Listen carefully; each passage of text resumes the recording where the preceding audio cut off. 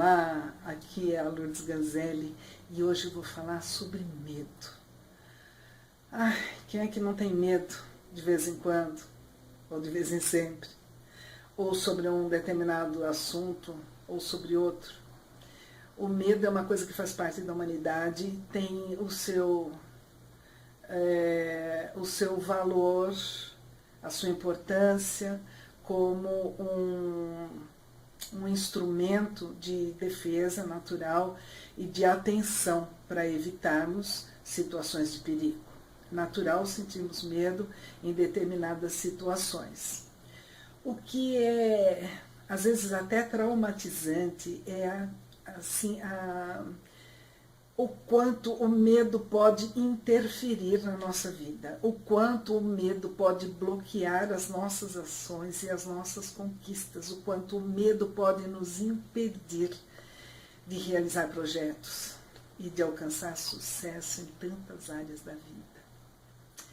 É uma situação que ela mexe demais com a nossa autoestima, com os nossos valores e com as nossas reais condições de superação.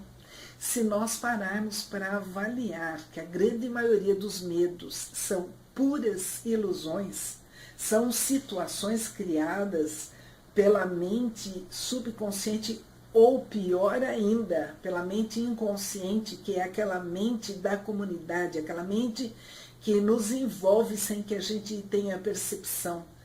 Como é que a gente pode ser envolvido pela mente inconsciente? É fácil, gente, é só assistir telejornais, é só assistir conteúdos sangrentos, violentos, com muita maldade envolvida, com muita situação que nos cause tensão, angústia, estresse e medo. Isso está no inconsciente coletivo. Quando sai um conteúdo na mídia dizendo, sei lá, tal coisa de tão ruim vai acontecer, a inflação vai subir desesperadamente, o dólar vai bater na casa dos R$4, tudo vai encarecer ainda mais, vai aumentar o desemprego. Bom, a mídia começa a colocar esses conteúdos, essas informações, e as pessoas começam a ficar tensas, angustiadas, com medo da situação. O pior de tudo é que essas notícias têm a possibilidade de virem a acontecer e têm a possibilidade de não virem a acontecer. São só informações, são só notícias, né? Elas ainda não aconteceram. Então, no mundo das probabilidades, pode acontecer ou não. Só que, se nós entramos nessa energia do medo, nós potencializamos essa energia, potencializamos a angústia e a crença de que isso vai acontecer. E se acontecer, como é que eu vou fazer? E isso vai se alastrando pela comunidade. Todas as pessoas passam a comentar sobre esse assunto, passam a exprimir a sua angústia, o seu medo sobre esse assunto, sobre essa situação. E isso é contagiante, é muito mais contagiante do que vírus. O vírus da gripe contagia muito menos. Por quê? Quem é que vai estar imune a isso? Só aquelas pessoas que aprenderam a trabalhar seus medos. Medo, todos nós temos, mas nós temos que aprender a administrar o medo, a parar e avaliar o quanto aquilo é real, o quanto aquilo é provável de acontecer. E, se nós pararmos para fazer essa avaliação, isenta de emoções, uma avaliação racional, muito bem, se a gente vê que é provável que aconteça, a gente vai ter clareza mental, lucidez, para nos prepararmos para aquele momento, não é? Para planejarmos uma situação de apoio, de suporte, de proteção, para quando aquilo acontecer.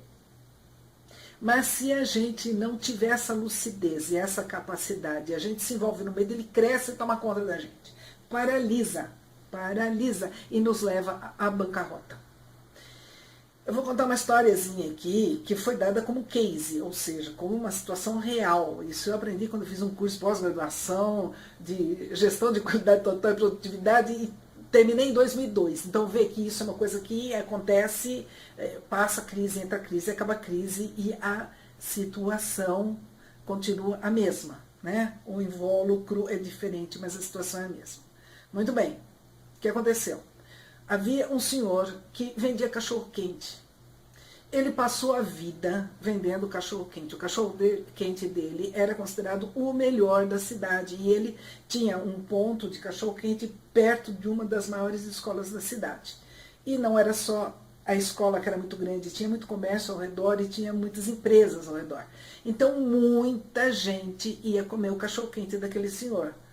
Muitos funcionários das empresas iam na hora do almoço, comiam cachorro-quente com batatinha, purê, sei lá o quê, no lugar do almoço. As crianças saíam no intervalo, ou no final da aula, ou antes de entrar no turno noturno, e iam lá comer o cachorro-quente. E esse homem passou a vida ganhando a vida, vendendo cachorro-quente. Porque o cachorro-quente realmente era o melhor. Ele escolhia as melhores salsichas, o melhor ketchup, escolhia a batata a dedo lá para fazer o melhor purê, ou para fazer aquela batata frita que ficasse mais sequinha, melhor. Ele usava os melhores produtos e fazia os melhores cachorro-quentes e tinha a melhor clientela da cidade. Muito bem. Com isso, ele sustentou a família, ele pagou faculdade para os filhos. Um dos filhos foi fazer faculdade de administração de empresas. E na faculdade ele ficou sabendo que os estudos dos economistas previam que haveria uma grande crise e que haveria uma bancarrota e muitas empresas iam quebrar. O filho desesperado chegou para o pai e falou: pai, se prepara, porque vem aí uma crise financeira, econômica extraordinária, as empresas vão à bancarrota, nossa, vai ser terrível, vai ter muito desemprego, então corta todos os custos, começa a cortar custo, guarda o que você puder guardar de dinheiro, porque a situação vai ficar feia. O homem, um senhor que não teve escolaridade, um senhor que passou uma vida inteira fazendo cachorro-quente, que pagou faculdade para os filhos, acreditou piamente no que o filho falou e começou então a cortar todas as despesas. Ele começou a economizar nos produtos dele, então ele já não comprava a melhor salsicha, ele já não usava o melhor óleo, ele já não usava o melhor ketchup, ele já não usava mais os melhores produtos, né?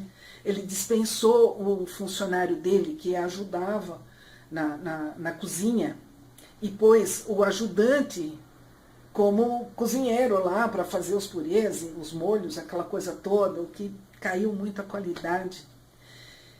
O ajudante que ajudava a entregar lá no balcão, ele dispensou e ele então ficava no caixa e atendia o balcão. Resultado: acabou com a qualidade dos produtos dele e a freguesia foi sumindo.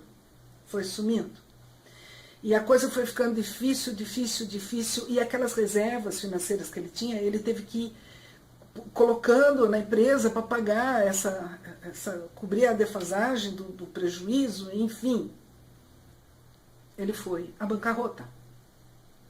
E quando ele foi à bancarrota, ele chegou para o filho dele e falou: meu filho, você tinha toda a razão, seus professores tinham razão, olha a quebradeira total, a clientela sumiu e eu fui à bancarrota.